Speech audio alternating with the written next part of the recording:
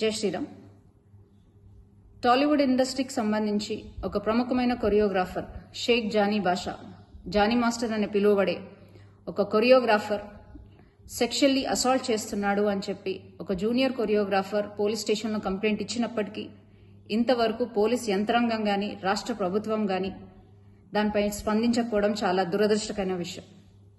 అమ్మాయి తన కంప్లైంట్ కాపీలో క్లియర్గా మెన్షన్ చేసినప్పటికీ గత 5 సంవత్సరాల నుంచి, అంటే ఆ అమ్మాయి మైనర్గా ఉన్నప్పటి నుంచి అతను వేధిస్తున్నాడు, సెక్షువల్ ఫేవర్స్ అడుగుతున్నాడు, అలాగే మతం మార్చుకొని తనని పెళ్లి చేసుకోవాలని ఒత్తిడి తెస్తున్నాడు అని క్లియర్ కట్గా మెన్షన్ చేసినప్పటికీ ఆ జానీ మాస్టర్ అనే వ్యక్తిని ఇంతవరకు పోలీసులు అరెస్ట్ చేయకపోవడం, అతను నెల్లూరులో ఉన్నాడు అని తెలిసి కూడా అతన్ని అరెస్ట్ చేయకపోవడం, అలాగే రాష్ట్ర ప్రభుత్వం దీనిపై స్పందించకపోవడం చాలా దురదృష్టకరమైన విషయం.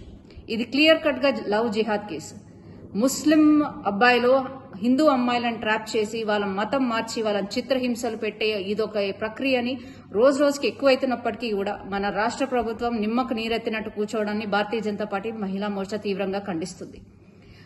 రోజు రోజుకి రాష్ట్రంలో అత్యాచారాలు అన్యాయాలు పెరుగుతున్నప్పటికీ మన సీఎం రేవంత్ రెడ్డి గారు, కేర్ ఆఫ్ హోమ్ మినిస్టర్ గారు నిర్లక్ష్య వైఖరిని మేము తీవ్రంగా ఖండిస్తున్నాం.